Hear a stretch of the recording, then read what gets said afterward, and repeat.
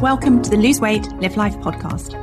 If you're someone who would do anything to lose weight, yet finds it impossible to stick to a diet, to eat less, or just what you think you should, this podcast is for you. I am your host, certified life and weight mindset coach, Clair MACKENZIE. Listen in to learn how to stop overeating, lose weight for the last time, and create a relationship with food and yourself that you love, all without diet deprivation and self-sabotage.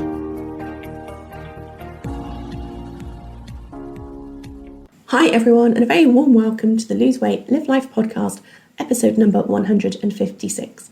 Today I want to talk to you about ditching the last chance mentality and embracing lifelong change. Because I have, since the beginning of this year, spoken to quite a few of you who would really like some help with losing weight and creating a better relationship with food and creating everything that comes with that. But a lot of you are telling me, and also telling yourselves, that this is your last chance. And when you do this, you're sharing that you've done so many things. Maybe you've spent a lot of money. You're also telling me, of course, that none of these things worked, and so they're going to have to be one more final go at it, and it's your last chance. And so that's what I want to talk to you about today, because I don't think that it is loving or useful to tell ourselves that. I don't really think there's an upside to it. And it reminds me of a cross mum talking to a child or teenager about how terrible their behaviour has been, and they've got a last chance to correct it or fill in the blank. But ultimately some threat is likely to follow.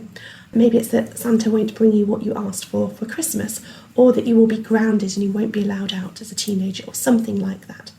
It's kind of controlling with a little bit of threat and emotional force, and it's not helpful when we do it to others, let alone when we do it to ourselves.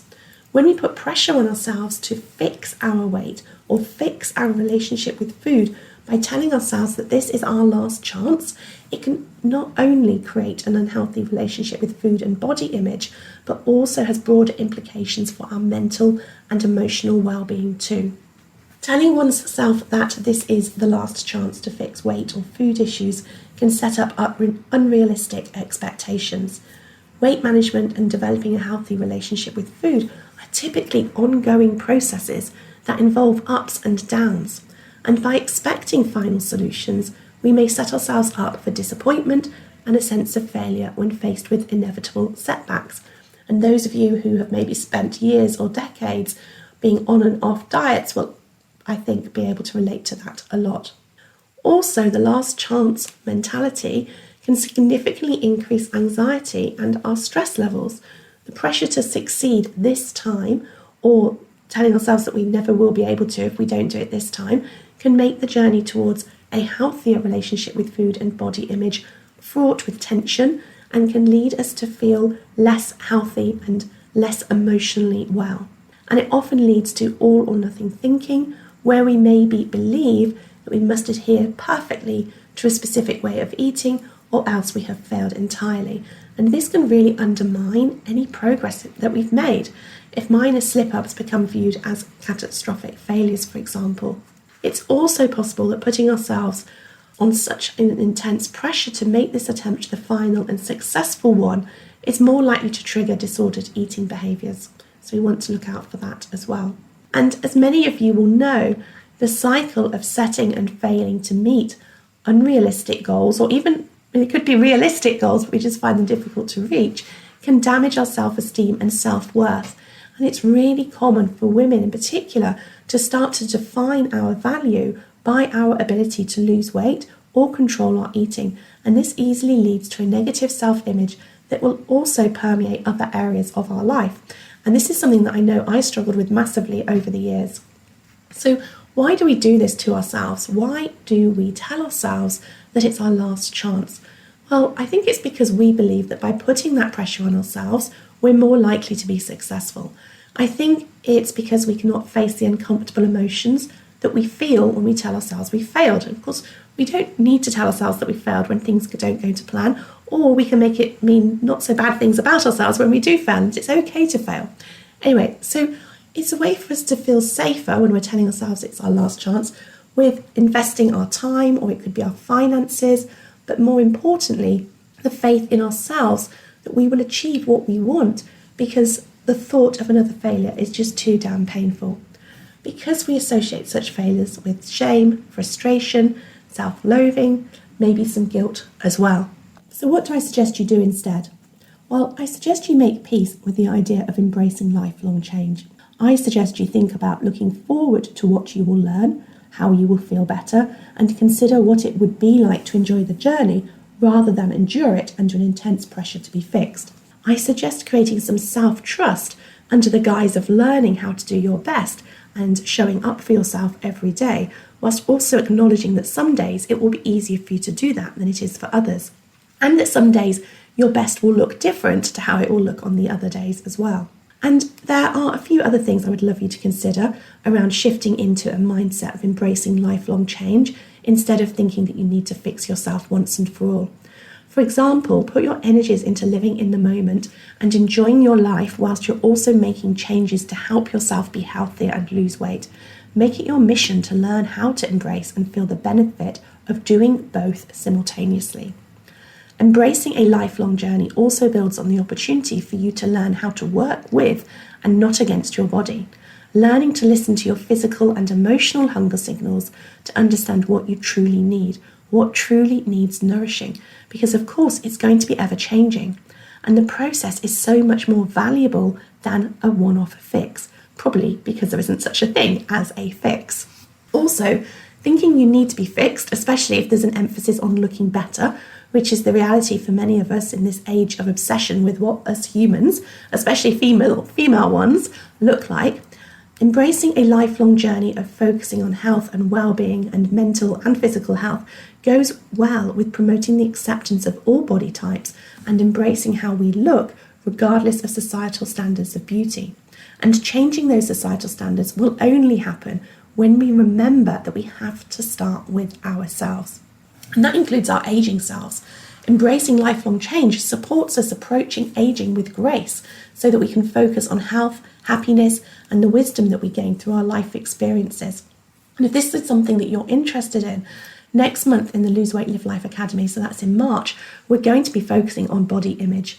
You may or may not know that in the Academy each month, in addition to working with you on the Food for Thought programme, which is all about creating a relationship with food that you love, and in addition to our weekly group coaching and Q&A calls, and lots of other things of course, we also have a call each week that is centred around our topic of the month. This month it has all been about working with our food urges and cravings, and next month we're looking at body image and how we can foster a mindset shift that has us appreciating and accepting and loving our bodies, no matter what they look like. So if you would like to join us to do that work, you have the opportunity to do so right now by joining as a VIP member of the Lose Weight, Live Life Academy. VIP membership has just been upgraded to give you even more than ever. So if you're curious about that and would like to know more, go to www.thebestyou.coach/enroll. Now, embracing a lifelong journey also allows you to explore other modalities of holistic health and consider the integration of physical and mental and spiritual well-being, whether that looks like yoga or Pilates or meditation or tapping or many of the other things that you can be doing there. Okay, so what else do I want to say about this? Well, I think also it is about adopting a practice of investing in ourselves, whether that is money, time, brain capacity or energy. How do we move ourselves from the bottom of our priority list to the top? Not as a part, again, of a one-off last-ditch attempt, but as just a way of being.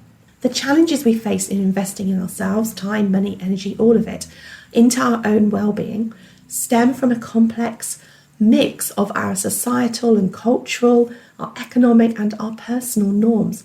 But I think it can be worth digging into them a little bit to understand why we find it so difficult.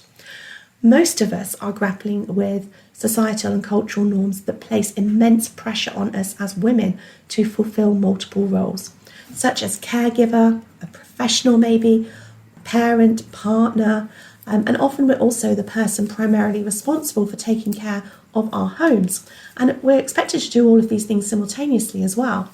And these expectations can lead us to prioritising the needs of all of those things over the needs of ourselves. making it difficult to find time or justify spending resources on ourselves. And the economic realities often don't help either, because when we're spending money on fulfilling all of those other roles, of course it's going to feel like there's little left for us.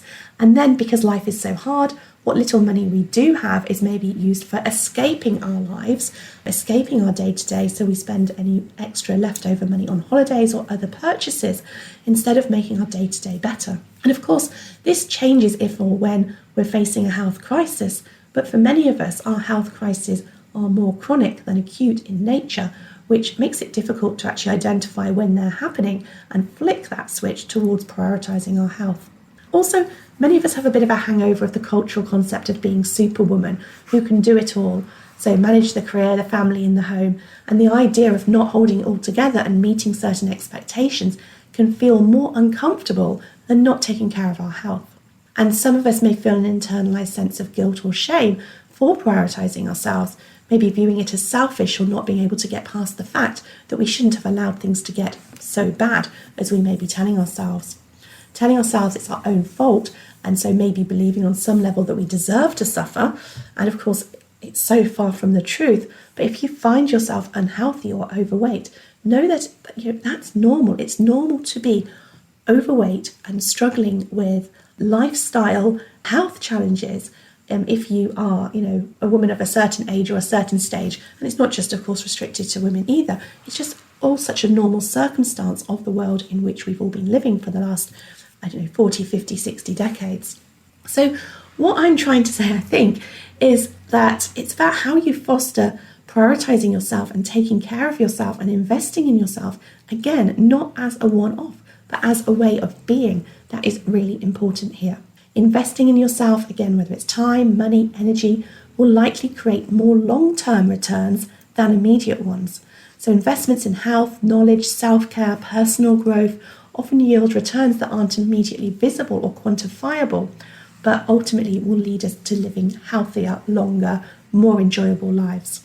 Also, I think it's useful to remember that every attempt at looking after ourselves, whether we perceive it as a failure or not, is going to be a valuable learning experience. The insights we gain from past efforts can inform our future choices and strategies, making them an integral part of our journey towards well-being. And I always talk to people about this when they join the Lose Weight, Live Life Academy. If you have spent your life being on and off diets, even if though you see those as a failure, you will have learned so much valuable and useful information about your relationship with food that you can bring with you as you move forward on your weight loss journey. It's important to shift our focus from specific outcomes, like a lower number on the scale, for example, to the value of consistent nurturing actions like healthy eating or incorporating movement and exercise into your day-to-day life.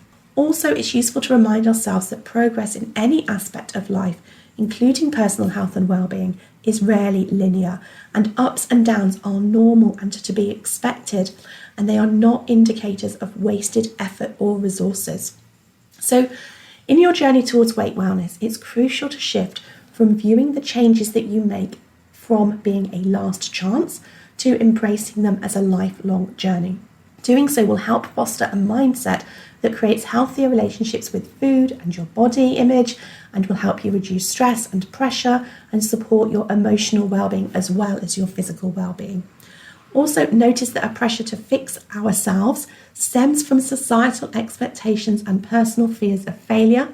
Know that, recognize that, be compassionate with yourself if you feel the need to do that, and then focus on learning, growth, and enjoying the process of change. Also, consider investing in self-care holistically, understanding that prioritizing your well-being is not selfish, but essential for long-term health and happiness. Okay, that is what I wanted to do for you today, is to just chat about that a little. I also want to wish you an amazing week and or weekend. Take care of yourself, and I look forward to speaking with you next week. If you enjoyed listening to this podcast and are ready to live a more intentional life, lose weight as a part of that journey, and create a relationship with food and yourself that you love, then I would be honoured to have you join the Lose Weight, Live Life Academy membership and coach with me. The programme offers different levels of support to suit you, including self-paced learning, twice weekly calls, private coaching, an amazingly caring community, and lots more. Find out all the details about when and how you can join at www.thebestyou.coach/coaching.